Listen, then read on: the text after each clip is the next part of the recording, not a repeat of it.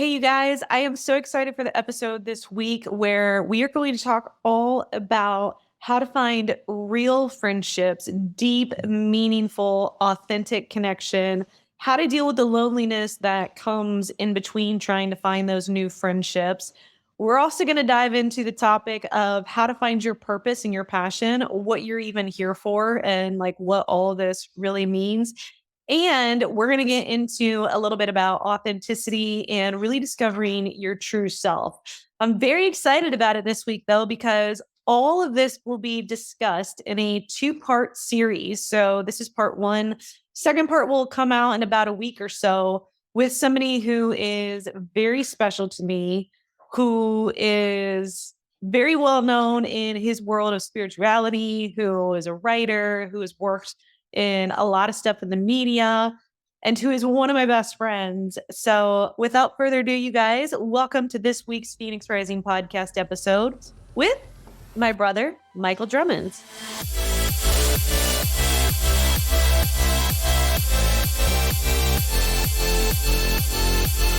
Hi. Hey, how's it going? It's going good. It's Labor Day. It's Labor Day. It's great. We're continuing to work from home. So I know everybody like in the neighborhood, they're like, oh, aren't you so excited? It's Labor Day. Like, you don't have to work. We're going to the pool. And I'm like, Labor Day, Thanksgiving, it doesn't matter. Like, it's a day. remote work changed everything for me. Like Yeah. I don't know what days of the week it is half the time, but I also feel like I don't really need to know what days of the week it is. Just take Yeah. it a day at a time. Remote work, I mean, years of just being self-employed, like you just plus like when you're doing stuff that like it's not really required of you, I feel like you don't really pay attention to like the days and times. You're like, it doesn't really matter. I just have work to do and it's not a problem. I'll do it whenever I feel like doing it. Yep, exactly. I usually find out what day of the week it is when I start driving. And then Yeah. I see the traffic and I'm just like, why are there so many? Oh, it's rush hour on a Wednesday morning. That's why, Everybody's right? I don't actually normally do going. this. That happens when I go to the gym. I'm like, wait, is it Friday? What is today? And they're like, it's Saturday. I'm like, oh, okay, that makes sense. It's pretty busy. Yeah. That's why people are out and about. Okay, cool. Haven't done this in a while. That's nice. I know it's almost bizarre. There's so many things I feel that way about that, like, oh, people still do this. I feel that way about cigarettes. Like, people still smoke. Hmm. Oh, how Yeah, that feels old. people still use tanning beds? I didn't know that was a thing anymore. I thought we were like the amount of things like that. It's like, oh, people still go to work? What? Tanning beds feel extra. It's so random that you brought that up. Tanning beds feel extra weird to me. And because I'm in San Diego right now, I tried out a Crunch gym here.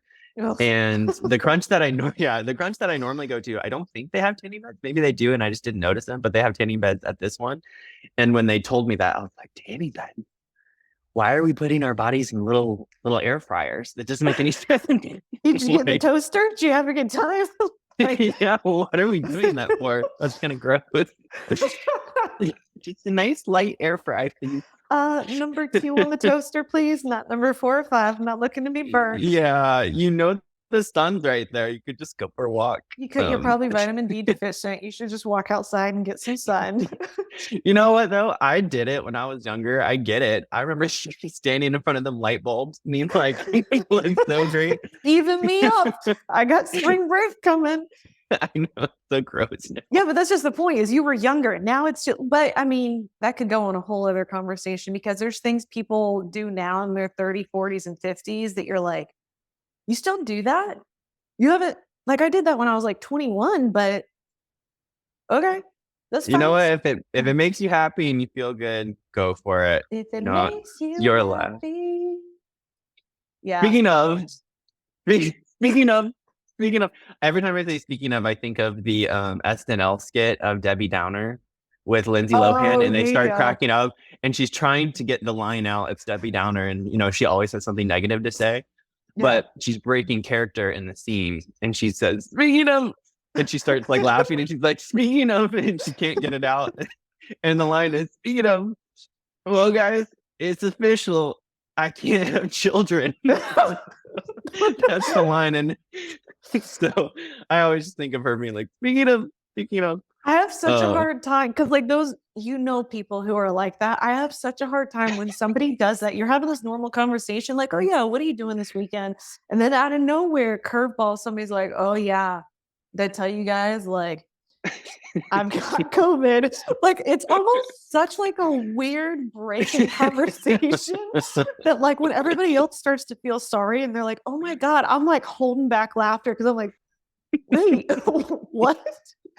But I feel like I'm just gonna start vocalizing the Debbie Downer sound though, the womp yeah. womp. Just anytime they say that and see if they get it. Like, Well, it's such a control thing. Like, wait, I need the attention to be on me. So let me tell you something to make you feel bad for me. But like when people do it, you're just like, yeah. Or okay. it's like if you're really stuck in that negative headspace, like you should probably talk to someone about that. Like, Hey, let me buy you a let, journal. let me give you my therapist number. She's really Hmm. great.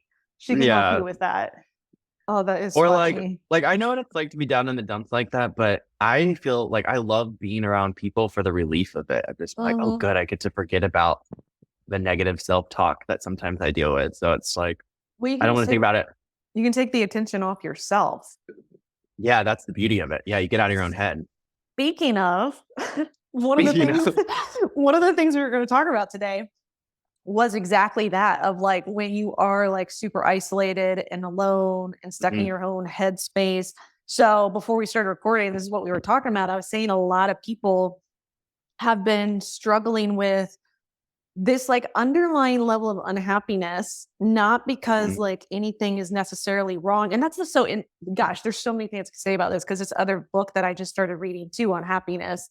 This underlying level of unhappiness, not because like something's wrong with their health or something's wrong with their job or their relationships or anything like that, but because there's this overall theme of people feeling disconnected from people like them. And it's like, I read this in a Mhm. book one time. Somebody was saying, she was like, I know there's a lot of people who like me. I just can't find anybody who's like me. And the struggle that has been constantly coming up is people trying to figure out, one, how do you find connection when you're always working from home or you work from for yourself, or you're not somebody who like goes out, you don't party, like you just want like real genuine connection. um but really finding people who you can have, I think the key is finding people who you can have real deep authentic connection with. Like you want somebody, and there's a lot of problems with like vulnerability and being able to create that connection. But finding people that like on a random Saturday, and you and I talk about this all the time, like on a random Saturday, it's like, hey, do you want to grab coffee and just like really connect and like have a conversation about the things that matter? Or do you want to go for a hike? Or do you want to like do this? Like nobody knows how to find that. Like nobody Mhm. knows. And I agree. Like I have this problem too. I have this problem all the time is like I'll find people. It's like you have the people to hang out with, but then it's like, yeah, but they don't know what I've gone through this last week or what I'm really doing. It's just kind of like, oh, hey, do you want to grab lunch or grab dinner? So I kind of want to talk about that for a lot of reasons. One, so people feel less alone in that feeling. But also, if everybody feels this way, there's got to be like a solution to it. If this is like a big problem, and it's mostly people our age, like late 20s to like late 30s, early 40s, of just we all work from home. And if we don't work from home, we don't really work in an environment that fosters these kind of relationships. So how do we find that?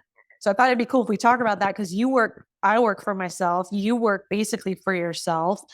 You and I have these conversations, but like, how do we solve this problem? Oh my gosh, there's so many things I have to say about this that were coming up as you were talking about this. First off, the vulnerability thing that you're talking about for sure Mhm. is there is a soft whispering fear, I feel like, in our collective to be vulnerable because we also live in a collective society that encourages cancel culture and encourages this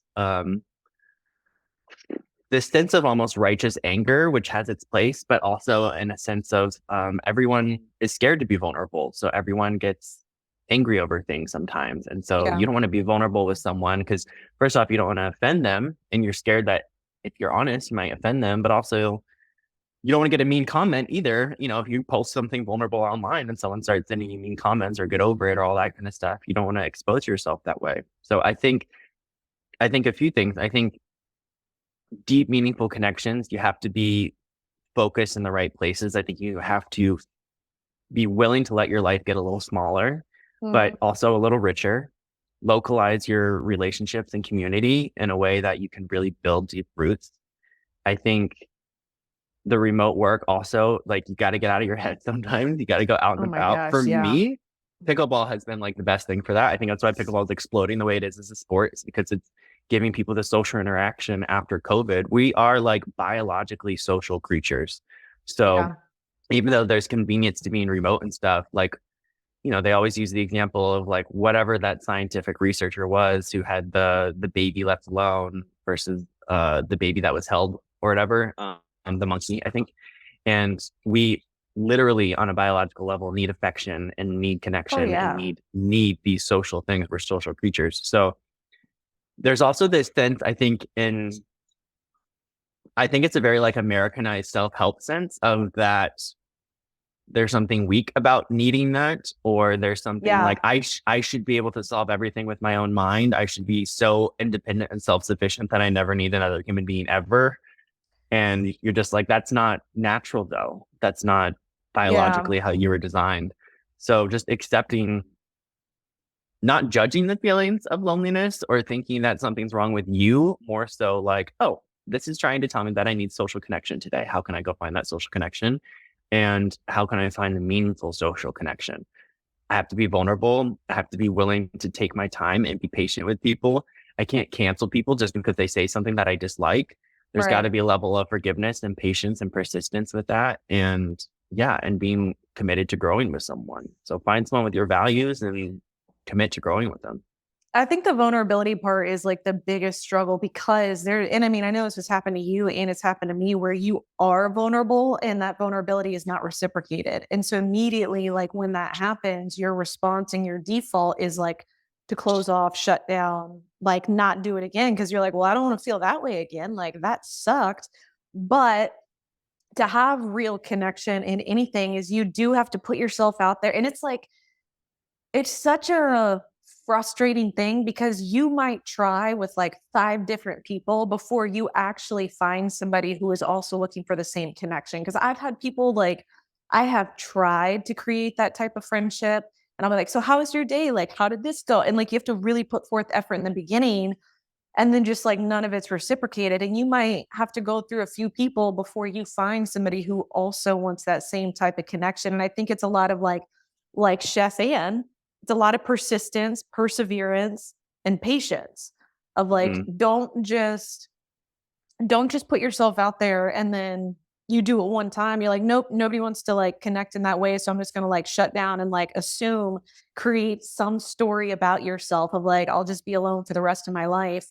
Um, that that you really can't. You cannot have real connection without real transparent vulnerability. But like you're saying, like it's just find the right people who you know are going to reciprocate that. And if they don't, it does not mean stop trying. It just means redirect your energy and start looking for the people who you see also putting themselves out there and being vulnerable. But I agree with what you were saying about the American culture and independence that it's so weird. Like, I don't know the history behind like what started this idea that we all have to be self-sufficient and like to need nobody. Obviously, it's a defense mechanism. So if you don't need anybody, then when people leave, you don't get hurt. But that's an interesting thing too, because other cultures don't function that way. They function based on community and connection. Like it doesn't make sense to them to not have that. Well, I think there's a lot of things to say to that. I think there's a level of necessity for that idea. There's the essay Self-Reliance that I believe Thoreau or Emerson wrote about being a self-reliant person. You need that kind of self-reliance and independent thinking in order to advance quickly evolutionary and have these breakthrough ideas in a culture, because you have to be such a free thinker that you have to be willing to break out of that social norm. I think we've been experiencing that in this last era of technology and all that kind of stuff. But I think what we're realizing now is now there's this shift collectively of now we need to move back into a more sustainable way of us moving together and us collectively understanding the value and connection that we have with each other. Like it's almost like you're on a hike with someone and someone's like, oh, I want to see what's up ahead. And you're like, okay, well, go ahead a little bit further ahead. If they're 10 miles up the hike now and you're like, wait a minute, where'd that person go? I need that person. Now that person needs to slow down a little to let the rest catch up. I think we're Yeah. in this more slower phase of like, oh, wow, we have all these advancements in technology and everything. And it's amazing. And look at how far we've come in such a short amount of time. But what about our planet? How is it affecting our planet now? Now, how is it affecting the rest? You know, we've Yeah. gone deep, we've done the research and the experimenting and exploring. Now let's see how it's affecting us. And like now it's sort of like, what are the effects of this that it's had and stuff. So I think us as an American culture getting here was important because we were sort of trying to break free from an old culture. And now that we've sort of been here, now it's time to be like, okay, we've been running a marathon. Now let's Yeah. reassess where we're at now. What values are working for us, which ones aren't working for us anymore. Maybe we shouldn't have completely run away from that old way of, throw the baby out with the bathwater kind of idea. Maybe there's some values that we can keep and hold and yeah, and building connection again and like learning about like European cultures of family, growing with your family and living with your family until older adults, like that's a normal part of a lot of cultures in Europe and stuff. And like, why do we put our parents in nursing homes when they reach a certain age? And why Yeah. aren't we growing with a nuclear family? And let's look at these other cultures. They're really happy and they have a lot less than we do. So maybe, sort of just reassessing those things and being really honest about what's really important and the values, I think. And also, I was going to say, as you were talking, is I struggle sometimes with this idea that I think it's important to have the discernment of who is replaceable in your life and who is irreplaceable in your life. There's almost Hmm. this weird American idea that everyone is replaceable and everything is replaceable. And we're Yeah. wondering why we don't feel meaning and deep connection because there's this belief of like, well, I can just find a new one. I could just do this. Like it's all replaceable that we lose the sentimentality that a lot of us are looking for of like the feeling that like, if there's a particular blanket that your grandmother made as a child, there will never be another blanket like that. And Yeah. so cherish that. Like there's so much meaning to that. Um, but sometimes we tell ourselves stories like if that blanket ever got lost, we'd be like, it's fine, I can just get another one. But how do you really feel though? That was an irreplaceable thing. I know you're saying that as a way to Yeah. like feel better. So I think it goes back to the vulnerability. A lot of people went through losses and changes the last few years. Being honest about those things and the importance of them and how meaningful they were, um, and just not being afraid of acknowledging meaning. See, that's probably in relationships, both like friendships and romantic relationships. That's been the hardest thing for me to ever overcome when the friendship or relationship ends. Because for me, in relationships, like I feel like I do the best I can to, especially like when I find that deep connection with somebody, like I don't take it for granted because I know that it's not something that I can just like walk outside and find every day. When you find those people that like really put forth the time, the energy, the effort, they show up for you. They're the people you can call and like, hey, I need you, and they're there. Like that is such like a priceless thing to treasure and like really value.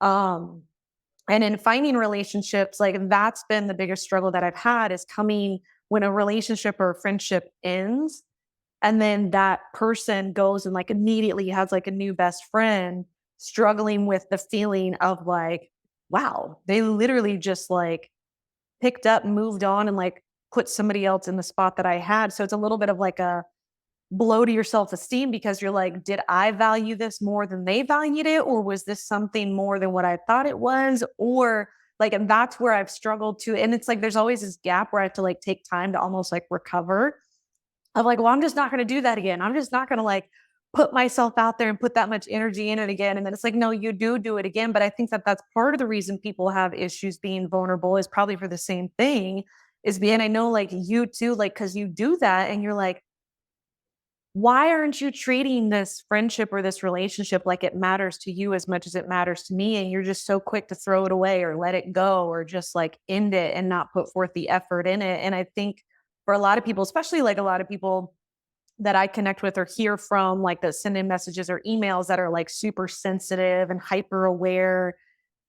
It's just figuring out the fine line between like, okay, I'll be vulnerable, but navigating, I value the relationship. I know how much it means to me and adds to my life. But when you've had that loss over and over and other people treating it like, oh, it's just a friend, like I'll go find another friend just like you. And you're like, oh my God, am I irreplaceable? Like, I didn't think I was. So like I think there's that too, is like people get tired of feeling that way of like, yeah, I Hmm. thought what we had was like super special and rare and like something to be valued. But now I don't really know if anybody else views relationships the same way that I do. Yeah, that's a hard feeling to accept too, because yeah, it makes you feel terrible about yourself when Well, it when makes someone you, treats you that way off. it gives you a little bit of cold feet on how to enter into the next friendship because you're like, I don't know if I don't know how to explain it. You're just like, "Oh, maybe this isn't what I thought it was." And now like maybe I need to just be a little more hesitant. And this can go both ways. Like people do the more times they've been hurt in love, the more hesitant they're going to be to like open themselves up. The more times they've had a best friend like betray them, that like it's just it feels like people you're talking about the world getting smaller and smaller. It feels like people's worlds are getting smaller and smaller because they don't feel safe to open up and Mhm. like be a part of the world anymore. That's the hard I part. Yeah, I think it's about in those situations is really honoring those feelings that you're talking about and honoring as scary and vulnerable as it feels, honoring the fact that like if you lost a relationship, that relationship meant something and was really important to you. And being able to just, if it's possible, say that to the person. If it's not possible, then honor the feelings within yourself. So you know moving forward what you're looking for before getting into another relationship like that. Of like, I don't want to go through that again. I want something that's long lasting, that's sustainable. And I think that's good to move into that shift to being clear about that of just and I think that is what's happening in a lot of different ways is not just with relationships, but with life in general. I think a lot of people are looking for those longer lasting, sustainable things. Yeah. Like because The I things work that in, matter. yeah. So we talk about this sometimes in like content creation because we're a short form video obsessed society, but what's happening psychologically to people is there's no permanence to it. Mhm. There's a really wonderful girl that I used to work with. Her handle's like Coco Moco, and she's like an expert in all this stuff. And she talks a lot about how there's this shift from short form video to long form video with podcasts. Because if I sit here and say, hey, what's the last 5 short form videos you've watched? It's hard for you to recall them. Yeah. Versus if I'm like, what's the last podcast you listened to and what were some of the things they talked about? It permeates you more. It permeates your energy, your psyche, all that kind of stuff. And so Kokomoko talks a lot about how there's this shift where people are wanting more sustainable, meaningful content out there Oh too. They want to yeah. feel that connection like you're talking about. And that's happening with everything, the relationships, the kind of content we're consuming, the foods that we're eating, everything. So I think it's a positive shift that's happening, but there's also a level of awareness of, well, crap, if this is the kind of relationships I want moving forward, that means I've got to be brutally honest about some of the older relationships. Like Right. if we were treating each other as replaceable in an old relationship, we're about to find out like who's irreplaceable kind of thing. And being, like I said, really vocal about how you feel about that and just saying, hey, I don't want to replace you in my life. This is important to me. You can't make the other person feel the same way, but Yeah. I think it's important to honor your feelings with that. Yeah, with the content, like that's actually why I like doing podcasts and YouTube videos way more is because it just seems like there's so much more value in like real content and not just like how can I catch your attention for 5 seconds and then immediately like it's gone. I like that content a lot more.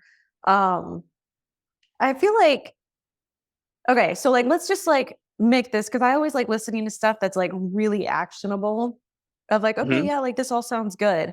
So, and I'll let you answer and then I'll answer. Right now, so you're in your 30s, I'm in my 30s. You want real connections. We've both lost great friendships and have like this gaping hole of like, oh man, like I want that again. What do you do to try and find that again?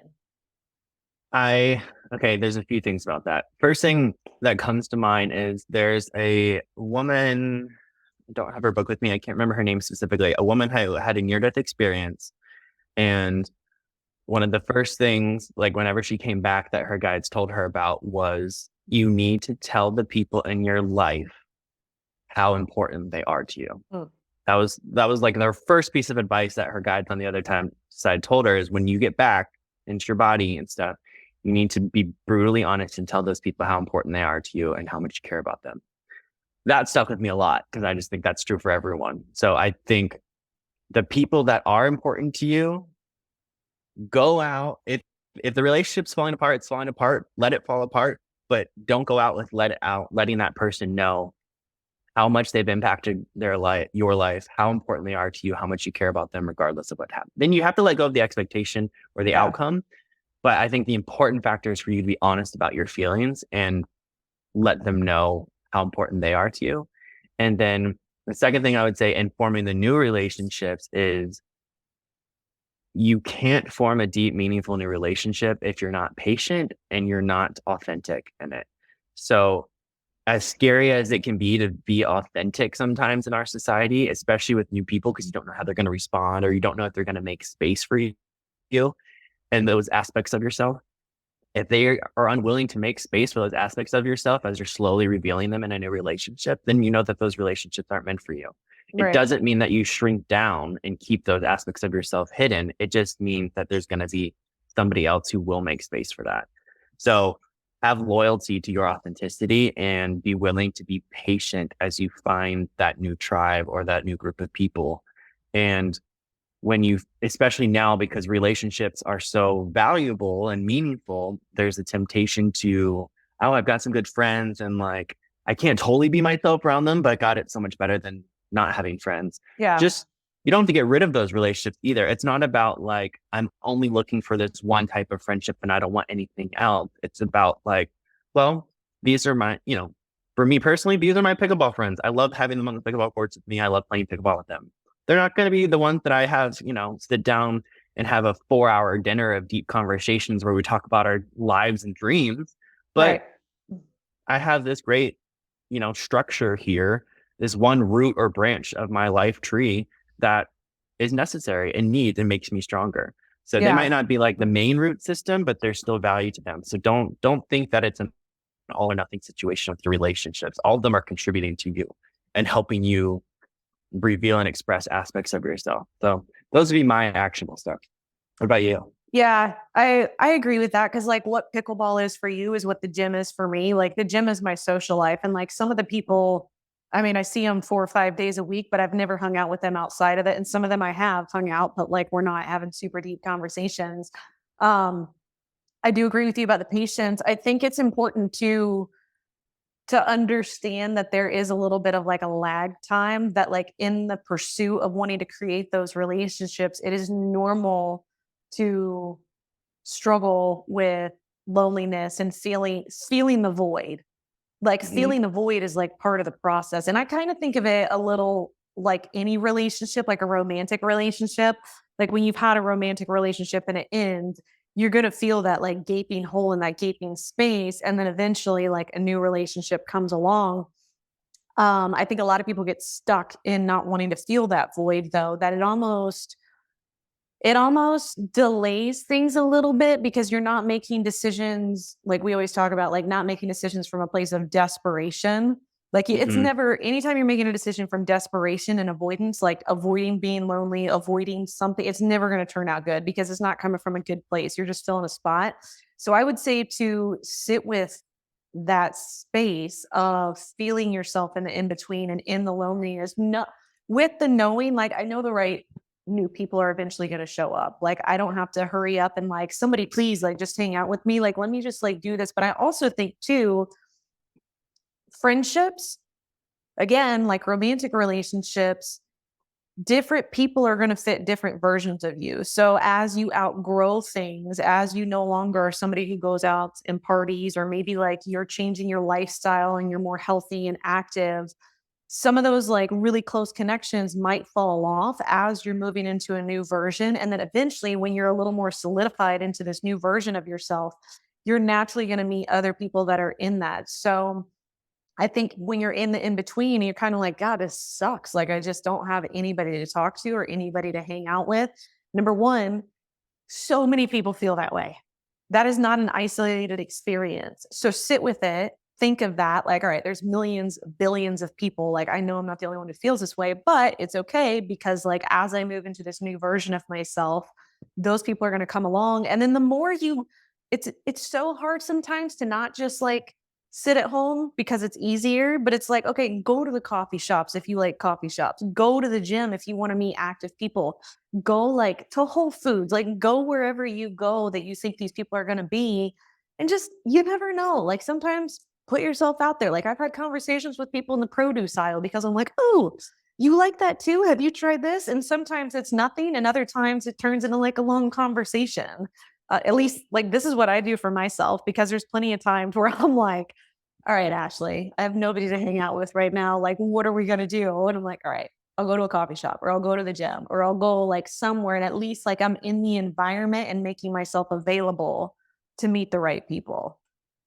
Yeah, I'm glad that you brought that point back around because that's what I was thinking too. Of the next thing is if you're trying to find new friendships or new relationships, you have to be brave. There's no other way around Mhm. that. You've got to be brave to be vulnerable. You've got to be brave to put yourself out there. You might have to be the first person to smile or the first person to say hello or the first person to start up the conversation. And you got to be proactive about it. Like go Yeah. out looking for them. I was thinking about the Maya Angelou interview that she did with Oprah, and she said, "What's the best piece of advice you've ever given?" And she said, "Well, I think of my son when my son was little. He said, 'Mom, I don't have any friends. How do I make some friends?'" And she just said, "Well, if you want friends, you got to be ready to be a friend, Yeah. and you've got to be ready to show up for people and put yourself out there, and you have to be brave about it." And I think that's true. That's how it's not as like serious as my Angelo, but the Jane Fonda video, did you see where she was doing that with Sally Field? I was thinking of the same thing where she's like, "I Yeah. forced them to hang out with me." I was Yeah. like, Sally Field is like, I didn't want any friends. And Jane Fonda's like, I wanted to be her friend. If you want friends, you have to let people know I want to be your friend. And then you got to keep bothering them. And Sally Field is like, she would not leave me alone. She's like, well, yeah, because I wanted to be your friend. So I keep like mhm. coming in. Like sometimes you do have to do that to the point that it's a little annoying until you're like, all right, like I think we're friends now. Right. But yeah, Yeah, that video cracked me up because Jane Fonda's like, just keep bothering them. If you want to be their friend, just keep bothering them. Eventually they're gonna be like, all right, they're not going away. I guess we're gonna be friends. yeah, and stay open to the idea when you're trying to build new relationships. Stay open to the idea that maybe the way you meet them is just one door, but not the final door. Like I'm Right. thinking of like all the connections I have made through pickleball the last couple years. I I never expected to make friends in different businesses and different cultures and different places around the U.S. Like I never would have expected pickleball to bring me those kind of friendships. Like Yeah. so just stay open to, if you're going to a watering hole or a coffee shop or something like that, it if you're just open, you might be surprised where the connection leads you, you know. Yeah. So just staying open to the relationships like that I and the agree. possibilities of them. All right. So I feel like we pretty much like broken down the entire topic of like how to find people, loneliness, and what you would do, what I would do. Um, to kind of wrap that up, this is totally a side thing. Have you seen the new docu-series on Netflix, Blue Zones? No, okay. I bookmarked it as a favorite, but I have not watched it yet. It's good. But I know it's based off the book. Oh, I didn't know there was a book, but yeah, it's good. He basically is just going to the trying to figure out like why are certain areas having people live longer than other areas, what they're doing. I won't ruin the whole thing, but one of the big factors is community and connection and having people that like need to see you. And it's like, well, yeah, but because I Yeah, finished it last night and I was like, yeah, that's exactly what people need. People need people to like show up. Like I'm even willing to the point where I was telling somebody else this. I was like, I will hop on a Zoom call every single week with like-minded people if that's how I have to start out, like just to have the interaction. Like it doesn't matter. Just find the interaction, even if it's somebody that doesn't live near you. Just find it somehow. yeah, yeah. Deep, meaningful conversations, social connections, all that kind of stuff. Just a lot of things that I feel like we've been missing in our values as an American society that we're starting to realize are really important that we need. Yeah, Yeah. I'm pretty sure I've seen. I pretty sure it's based off of a book because I think I've seen the book at a bookstore before. But yeah, I'll have to watch it. It's definitely on my list. It's good. The other documentary that's fantastic that you brought up and wanted to talk about is go ahead. Go watch The Year the Earth Changed with David Attenborough. It is the documentary. It's basically Planet Earth, only what happened to the Earth during COVID when everything shut down. I think it is so inspiring, so beautiful. It's a very short documentary. It's on Apple TV Plus, but in it, essentially, they follow around all the animals, the different environments, and what happened to them when we shut down during COVID, and how literally everything changed. Like there were species of animals that, the whale population increased by whatever percent because we found out that our cruise ships were interfering with the whale sonar and they couldn't find each other. And so the That whale population was able to resustain itself because of that. that part actually made me super emotional because it's like all with the because part of that with the whales, they were talking about how the calves, the mothers and the babies, like they couldn't communicate. So the Hmm. babies were having a hard time surviving because of that, because the noise pollution with all the cruise ships and like babies were getting killed just because and same thing, it wasn't just the whales, I think it was leopards too. The The leopards, cheetahs. cheetahs. Okay, the cheetahs when Hmm. they go to get food, they do this small little like chirpy call to their babies to let them know where they're at. And they weren't able to do that because of all these like African safaris and Jeeps driving through there. It was too loud for these baby cheetahs to hear their mom. Like that part, I mean, I love animals, but that part got me so emotional because it's like we're literally like disrupting their survival. Yeah, everything. I mean, the sea turtles the population increased because Mm-hmm. beaches shut down, so the sea turtles could make their way easier to land. Coral reefs started reblooming and coming back to life because there was no longer human interference with these natural environments. And the beauty of that documentary is that we don't have to actively really fix anything. We just got to chill out for a second. We just got to Right. slow down a little bit and learn how to rest and recover and allow nature to take care of itself and allow nature to heal itself, essentially, if we just calm down, if we just slow down a little bit.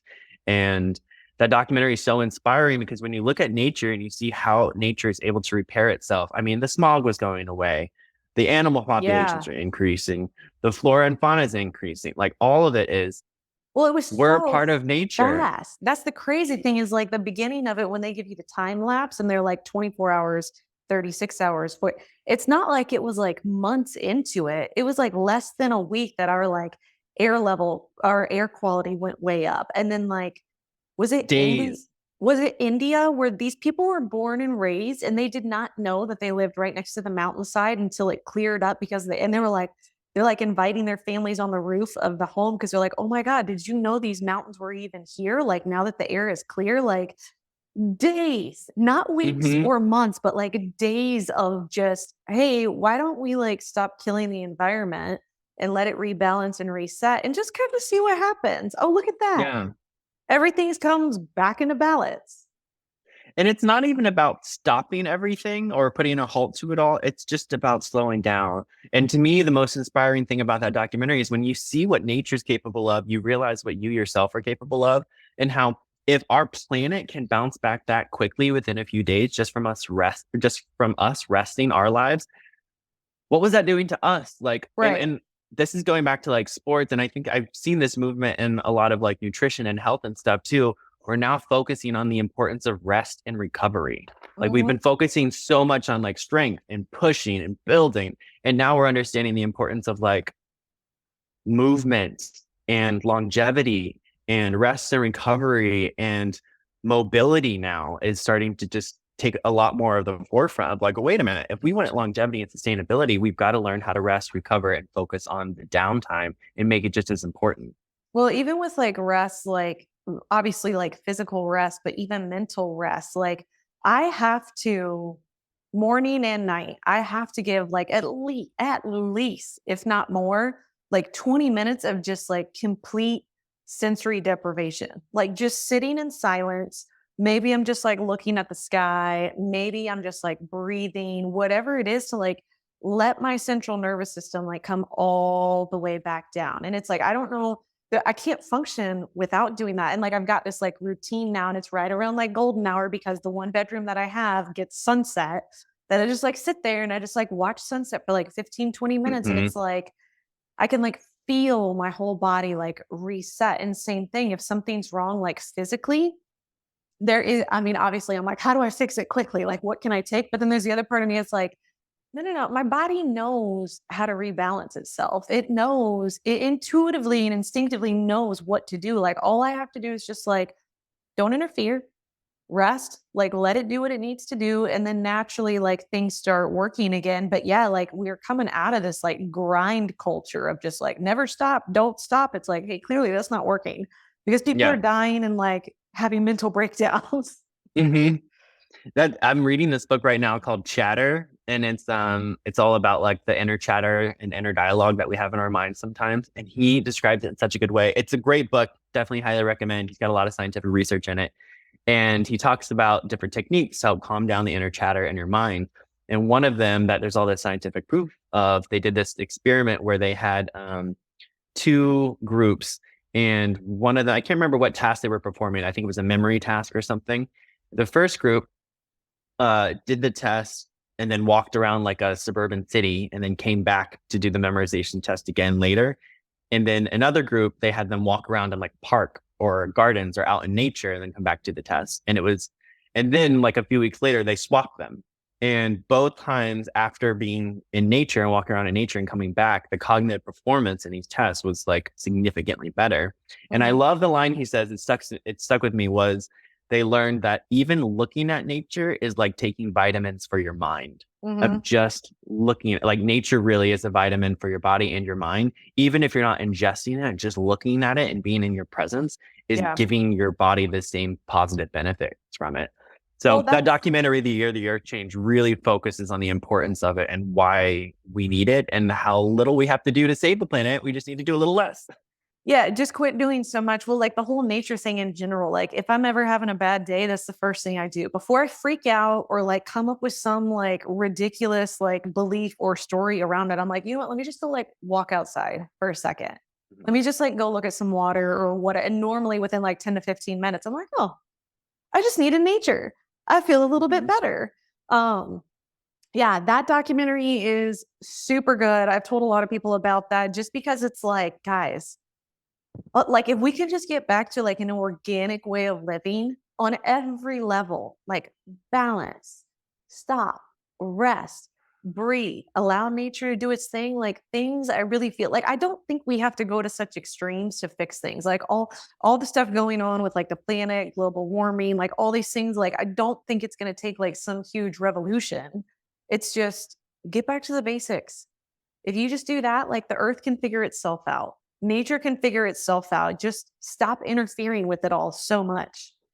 And going back to slowing down and listening. So this is what we were talking about earlier about when it comes to food and moving into a Mhm. place of actually tasting your food Oh my and being gosh. present with your food and having the experience of food and how wonderful it is. But when you really slow down enough and aren't just like ingesting, you realize how much food is crap. It's all plastic, preservatives, chemicals, all that stuff. And how much, like, when you really slow down and really eat and pay attention to the food that is real and the experience of that and how it feels to your body and how it feels to your mind and how it just feels to your overall being, of just, you've got to be willing to slow down and be present to understand what's Yeah. happening. And once you are present enough and you just have the experience of that, have the comparison of eating like fast food that's fake food, and slow down and like feel the way it feels as you eat it, and then sit down and eat real food and then feel how that feels to your body. If you allow yourself to really experience the truth of those two experiences, you don't have to convince yourself to eat healthy food all the time. You'll remember how it felt and you'll just Yeah. want the better experience, when you give yourself the Yeah. opportunity. Well, and that's like the whole thing with like the weight loss industry. Like, I went on a rant about this the other day on like a short, like a YouTube short, because like I'm just so over people being like, okay, so here's the story. I Oh, was I was at Sprouts where I go every day, and I'm probably going to go after we listen to this because I love Sprouts and Whole Foods. And I was in the supplement and vitamin section. I think I was getting like a B complex or something. And I was looking through them, and this woman comes over like a little bit further down from me. And the person working in the supplement section like is like, "Hey, can I help you find anything?" Not like a severely overweight person. I would say like average. And she's asking this woman, she's like, "Yeah, what do you recommend for fat burners?" And of course, like my little spidey senses are going off. I'm like, "Oh, I am so curious how this conversation's gonna go." And the woman's like, "Well, what? Like, give me some more information. Like, what are you looking to do?" She's like, I don't really want to like change my eating or anything, but like I want to take something that's gonna help burn fat." And the woman's like, "Well, I mean, like, you do have to like change a little bit." But and she starts recommending all these supplements. And like I am standing next to her in my gym clothes, like sweating. Like it took everything in me because I'm like, "Ashley, respect other people's decisions. You don't need to interfere. She sees that you're in gym clothes. If she wants to ask you for advice, like then you can solicit your advice, but like just let it be." And I like was walking out of there. I was like, "You don't need a fat burner. All your body needs is real whole foods and movement. Stop eating garbage. Stop eating McDonald's. Stop eating things that come in packages, and your body can just metabolize it." And I know we talked about this like when you were in Italy, when I was in Italy, like you're eating food all the time, but it's all fresh, it's all homemade, that like you actually end up losing weight because your body can metabolize it so much easier. Where here, I feel like everybody is focused on how fast can you make it for convenience. But then even when you make it and I eat it, I'm not even tasting it. So like it doesn't really matter that it's just like, God, like take a few minutes to just slow down. What are you actually eating? Do you feel it doing anything to your body? Because like people don't think you can actually feel it. I'm like, eat this and then eat this and tell me, like, do you feel good when you're eating like that garbage? Or do you feel good when you're eating the salad? Like whatever it might be. But also like just taking a little bit of responsibility too, because I think that's part of it. And I heard this on a podcast yesterday. It was a really great analogy about coaching. And I was like, "Oh, this is interesting," because this guy said he got out of coaching because he's like, people hired me as a coach and I was getting frustrated because basically what they're doing is they're saying like, "Yeah, I have all the information. I know what I need to do, but I'm going to pay you. That way I can actually make sure that I do it." He's like, "Because when I'm coaching them, it's not like they don't know, hey, quit eating what you're eating. Like go move more." They know these things, but like they're paying me because they just want somebody to like hold them accountable. And like really it comes down to just like caring enough about yourself and your overall health and well-being. So self-care, self-love, but also taking responsibility, like eat better food, care enough about your body and your mental and physical health that you're not going to put stuff that's been sitting in a package for 6 months in your body. Because if it's been in the package and hasn't changed in 6 months, what is your body going to do about that? And not just from a food perspective. If you're taking vitamins and minerals and protein powders and supplements, read the labels, because like all these things that happen, all these like problems and diseases, it's like, well, okay, everything you consume has 40 different colors in it and all these toxins and chemicals. And same thing with like your hair stuff and your shampoo. Like, are you paying attention? Like, are you even being present? And I mean, this just goes to like a whole other thing of like, just be present to what you're doing.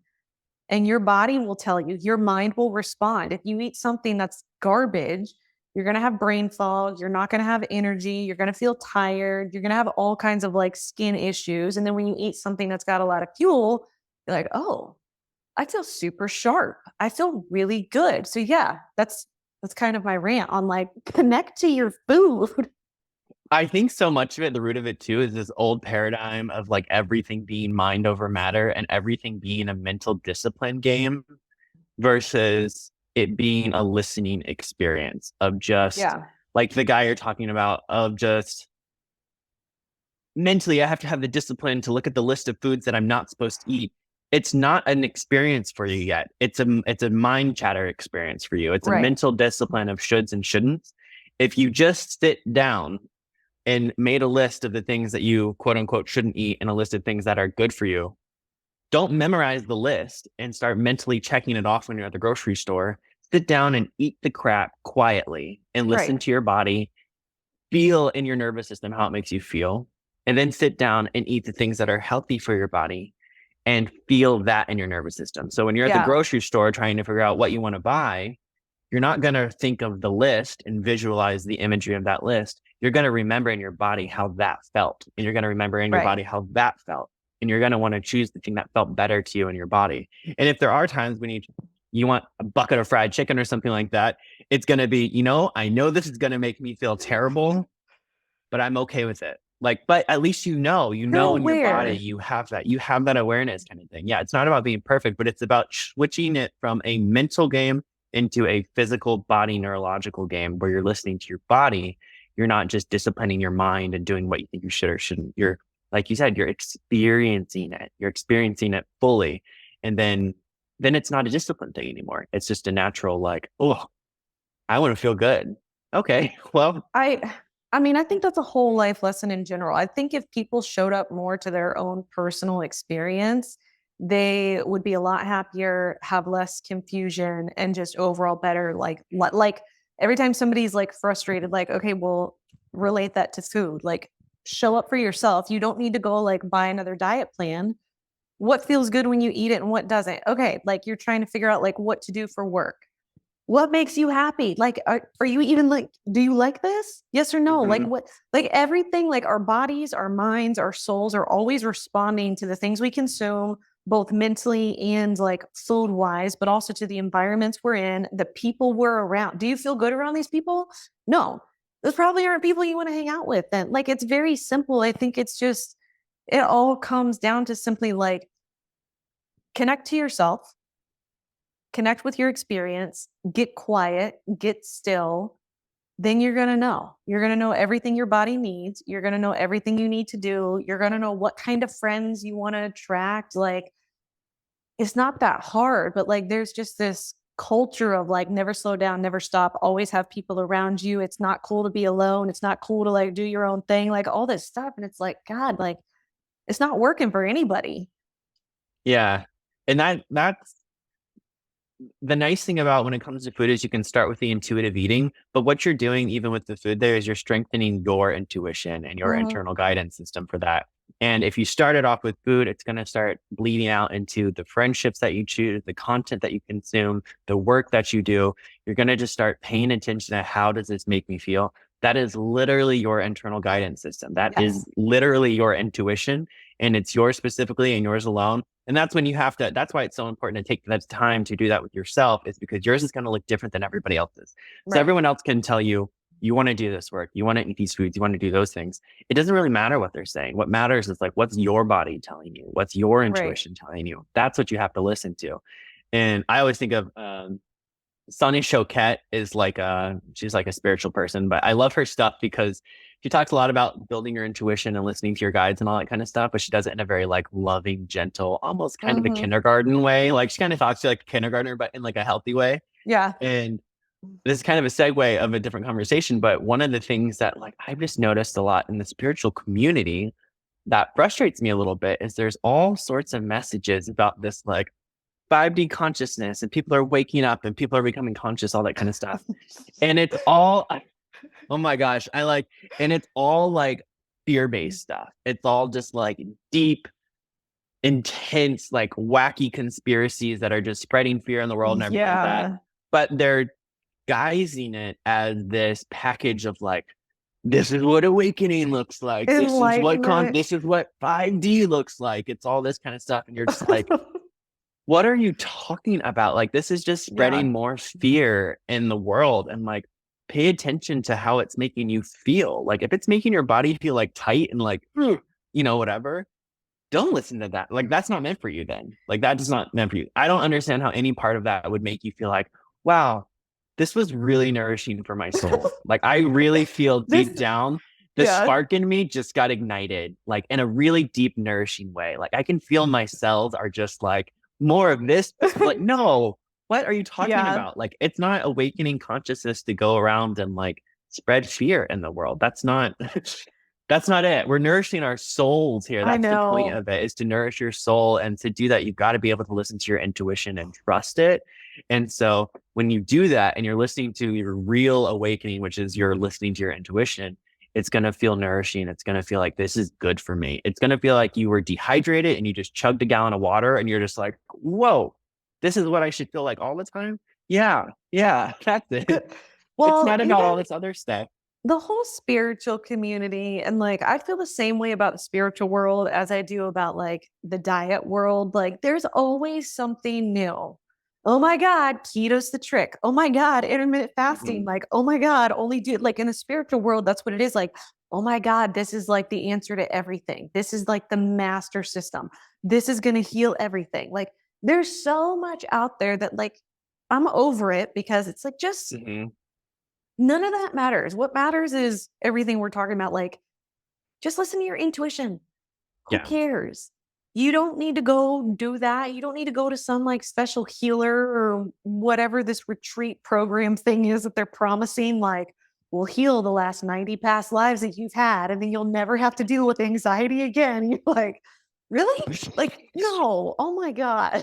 Just listen to yourself in the here and now, and it's always guiding you right here, right now. Now, if one of those retreats makes you feel like, wow, something in my body is lighting up whenever I think of going to this, then cool, follow that. But it's about like listening to yourself first and foremost, and like your voice being the most important one, and like reconnecting you to that intuition. And I always think about it too. That's the thing too. This whole like new age community, because I've been such a big part of it for so long, Yeah. that I'm seeing this whole like there's almost this like apocalyptic talk in it. I'm just sort Yeah. of like, and it just reminds me of growing up in the environment that we grew up in, of like that strict religious environment where I'm like, this is just another version of those people thinking that the Yeah. rapture was going to happen and it's the end time. But now Right. that idea is suddenly in this new age community that's like, it's the end of 3D living and we're moving into this. And I'm just like, no, people are just connecting to their souls a little bit more. It's about building your intuition and about doing what feels better and right for you in your life instead of paying too much attention out there of what other people are doing. It's about not comparing your intuition with someone else's and coming back to yourself and just, it always comes back to just love and light and like, sorry, the world's not going to end like that. It's It just always like, makes me laugh when somebody predicts another end of the world thing. Like I remember people saying the world was going to end in 2000. I remember growing up, like going to a Christian school. They made us watch the Left Behind series. This is a mhm. legitimate fear I had as a kid that I was going to, the days that I would come home and nobody was home, I would like 12 years old. I'm like, oh my God, did I get left behind? Did the rapture happen? And I didn't say the Mhm. sinner's prayer and I'm still here. Oh, no, you guys were just outside. Okay, cool. But like Yeah. stuff like that, it's so stupid. And like what I truly think it is like people with that, like all this other stuff, it's like, it's just a distraction. You're just trying to find meaning. And like, Yeah. I get that, but like, this isn't really the right way to go about it. Like, I don't, who cares if the world's going to end tomorrow? What does that do for you right now? Is that your wake up call to start like living life on your terms? Like, is that why you're trying to? Because I always wonder that, like, what are you trying to do? So if you say you could determine when the world was coming to an end, what is that going to produce? Like, Mhm. now people start following their gut. Like, what does that actually do? Because otherwise, like, what this isn't doing anything positive other than like, great, now you got a whole world full of people who are scared to death of dying. Like, thanks a lot for that. Yeah, you're that's how I just look at it as you're just spreading fear. That's the Yeah. wrong, it's never the right direction to spread fear. If you want someone to take action, it should come from a place of enthusiasm, inspiration, motivation. It doesn't come from a place of fear and running away. Yeah. Because that's just not the way the universe works. The universe works in growth and expansion and life, and that's anti all of that. Yeah. I don't And think yeah, it's just any decision you make, I don't think should be motivated by fear ever. Well, I don't yeah. care. I don't care if it's a decision about buying a pair of shoes or where you're going to live. Like, it shouldn't be based out of fear because then that's just going to be a disaster. Yeah, you want to like breathe and pause and like reground yourself for a second and be like, okay, I'm all right. I'm all right. Yeah. Yeah. Yeah, Right. I had a that was like annoying me the other day. I was just like, if I see one more of these, that's the other thing I've noticed too. Okay, this is a bit of a sidetrack, but I was thinking about this the other day when I noticed it because before the internet age and before it's social media and like the kind of social platforms that we have now, I think it was a little bit, not a little bit, a lot easier to stay in your lane with your ideas. Like if Mhm. you wanted to be in the spiritual community or the metaphysical community, or whatever community, you got your information from yourself and then your immediate like areas of research. And then like if you Right. wanted to write a book, you wrote a book. Here, this is coming from me. I've noticed too, there's this pressure sometimes of like, I work in media and stuff. So you see your messages get a little distorted when you know the audience. Like the best books or whatever are written in private and then they're released to the world. But you Yeah. don't get the world's input on what goes in the book because Right. then the book's not true to the writer.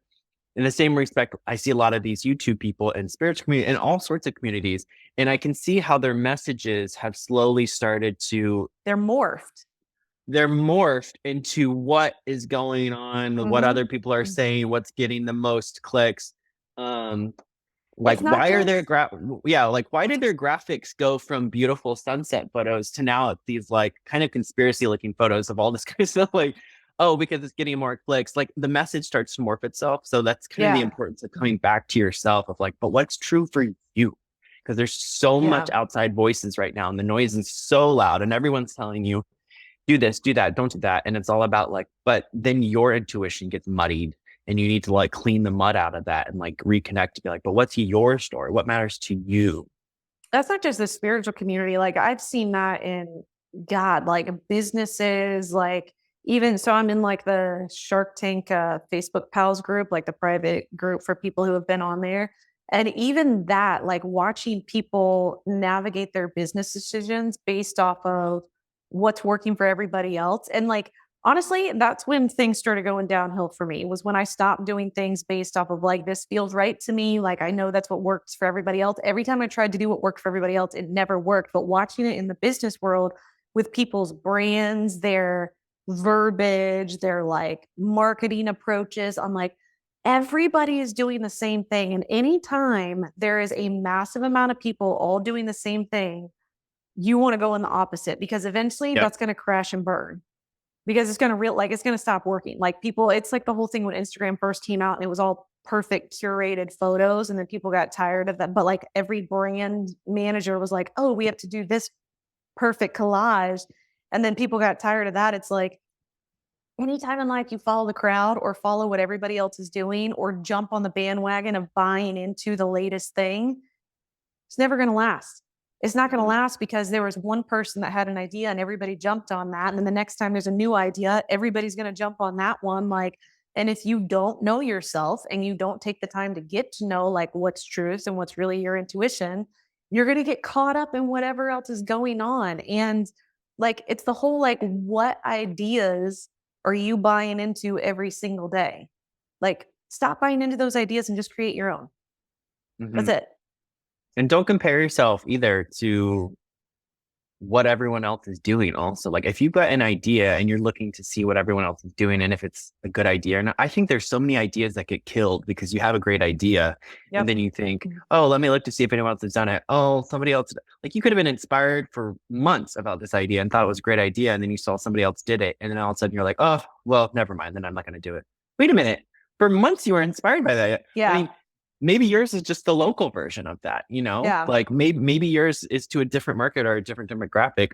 Focus on how it makes you feel though. And then the Yeah. moment you start checking that with everybody else, it's going to start putting doubt and confusion, and you're going to feel more and more disconnected from yourself, because everyone's trying to chase being viral and everyone's trying to do that. And then I just, for work especially too, like working with so many clients who are just like, I just want to go viral, I just want to go viral. And it's always like, but why? What is the point? What is the end goal of this? What do you want people to take from this? What do you really want? Like instead of jumping on everyone else's trend, what are you inspired about? What's your message that you want to Yeah. get out to the world? What do you feel passionate about talking about? Because that's what's really going to sustain it. That's the point of it all. It's like we've missed the point, the why of all of it. Well, And getting back to the why.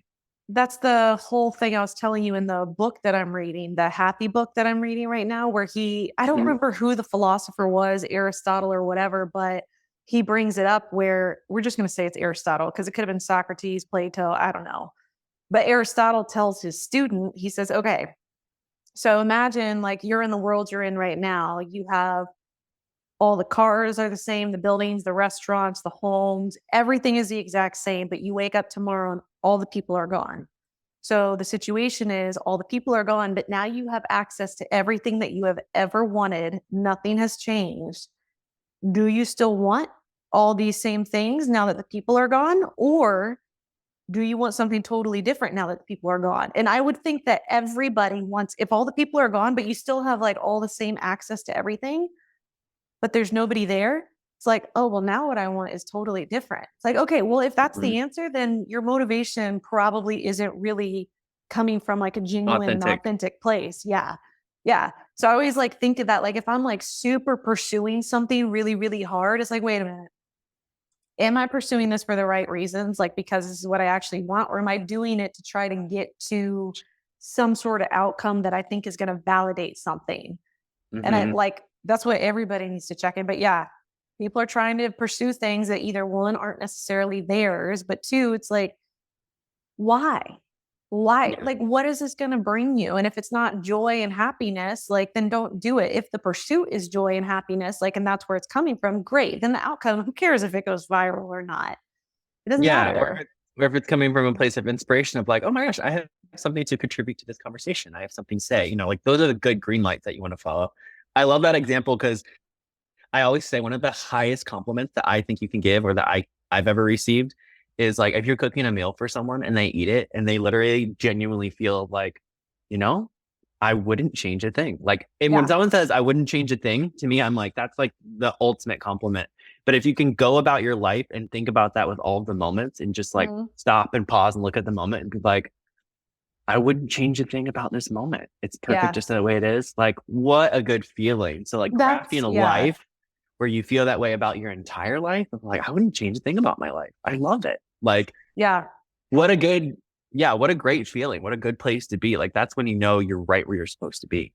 Well, and even just following little nuggets of that throughout the day, like when do you feel that way? When do you feel totally like, I'm so happy right now? Like, I'm not like trying to like check my phone or like distract myself. Like right now, I'm just so happy. Whatever gives you that, just keep following the things that are in alignment with that and you'll be fine. That's Hmm. real happiness. Yeah. Yeah. Just savoring it all. All right, you guys, that is the end of part one. Like I said, this is a two-part series because our conversation was about 3 hours long. So stick around, stay tuned. The second part of this, Michael and I are going to dive into some vulnerable stuff, like the advice looking back on life that we would tell our younger selves, and ultimately what we would tell other people that have been through things that we've been through in our situations. We also get into hot topics, or I think he calls it hot takes, of what is going on right now that's really got us like super fired up. I share two things that really have me fired up right now. He shares two things that have really gotten him fired up. You might be surprised at what they are. And then we also talk about some of the latest things, the books that we're reading, what we're working through. So part two is just as good as part one. So make sure that you're subscribed so you don't miss out on that because it will be coming out in a week. Thank you so much for joining me in this. Everything you need to know is in the description in the notes below. But until next time, I'll see you in the next Phoenix Rising episode. Bye, guys.